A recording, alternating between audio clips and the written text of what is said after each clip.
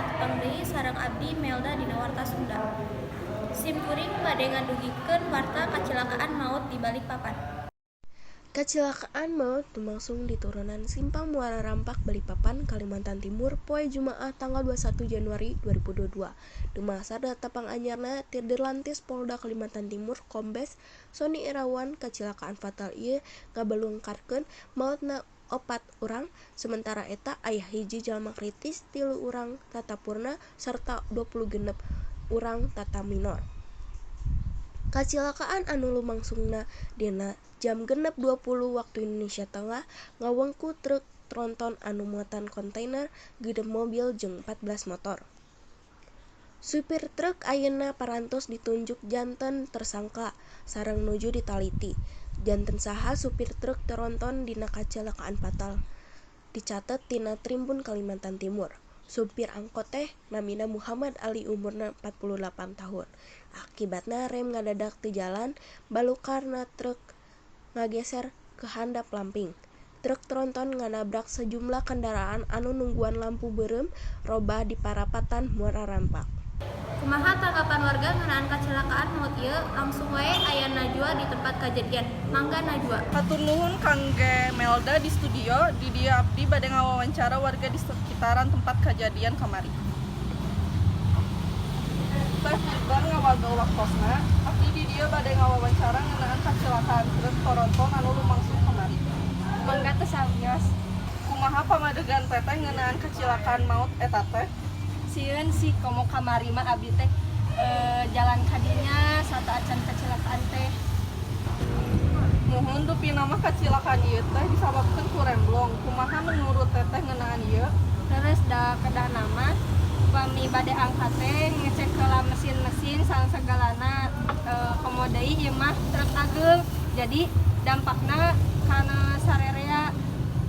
Hatur nuhun teh sadayacana hapunten ngawagaw waktosna.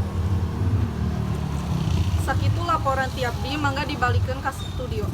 Hartur nuhun ka Najwa anu parantos ngawawancara. Salajengna aya warta anu bade didugikeun saatos jeda pariwara ieu.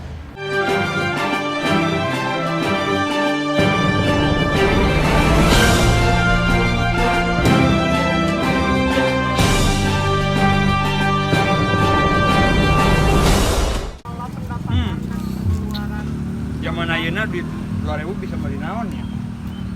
Ya bisa mayar aing.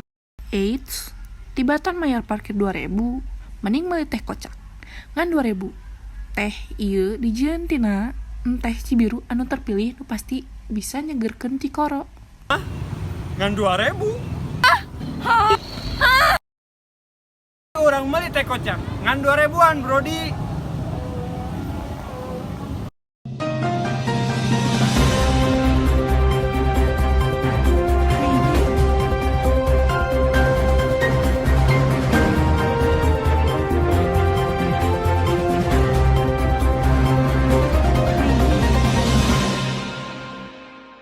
Gagal maling isuk-isuk, pelaku maling motor di Jember, Jawa Timur balik deui peuting. Pelaku mawa kabur motor milik Bapak RW sarta aksina katewak dina CCTV. Video nembongkeun dua maling mawa motor milik Setyo Budi salaku Bapak RW di perumahan Klaster Baru Tegal, Kecamatan Kaliwates, Kabupaten Jember. Dua pelaku katembong susulumputan neangan motor anu diparkir di perkarangan warga. Para pelaku ngalaksanakeun lampah nalalaunan sanajan kaayaan perumahan kerami. Teu leuwih ti 3 menit, pelaku geus kabur mawa motor nu keur diparkir di pekarangan warga. Samemehna, pelaku ngaruksak heula imah sangkan mawa kunci motor ku kunci huruf T. Kapolres Kaliwates, Kompol Muhammad Zainuri netelakeun samemehna pelaku anu boga ciri anu sarua, nyaeta make jaket hejo jeung sarung. Isuk-isuk rek maling motor di komplek perumahan sejen, tapi lampahna gagal. Polisi bakal terus siaga sangkan rek ngangka para pelaku dumasar kana kamera panjagaan atanapi rekaman CCTV.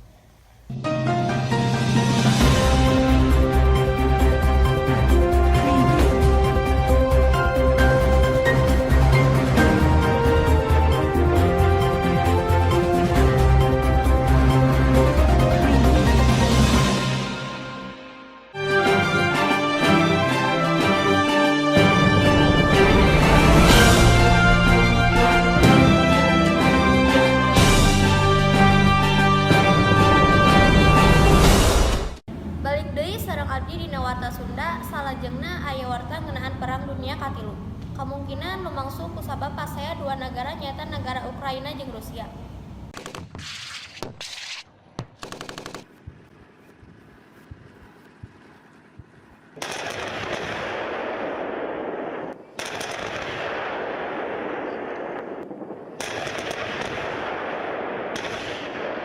Ngeunaan Perang Dunia Katilu ieu, kira-kira langkah naon nu bade dicandak ku Indonesia kanggo informasi lebih lanjutna. Nu aya di reporter Dias, mangga Dias. Ya, tur nuhun ka Melda di studio. Di dieu abdi bade ngawawancara Bapak Chandra ngeunaan warta tentang Perang Dunia. Wilujeng siang, Pak. Wilujeng siang. Kan masalah anu ayeuna bakal dibahas tentang Rusia sareng Ukraina, kumaha pamadegan Bapak? Nya ti kuring mah bisa jadi perang ieu bakal bener-bener kejadiannya. Kusabab dua negara ieu geus pasti hati lila.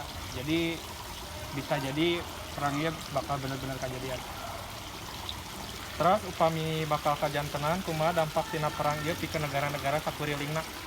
Nya pastina dunia bakal benang dampaknya di perang ieu kusabab perang ieu lain dua negara eta unggul, tapi jeung sakutu-sakutuna nu mana sakutu dua negara ieu kacida badag pisan.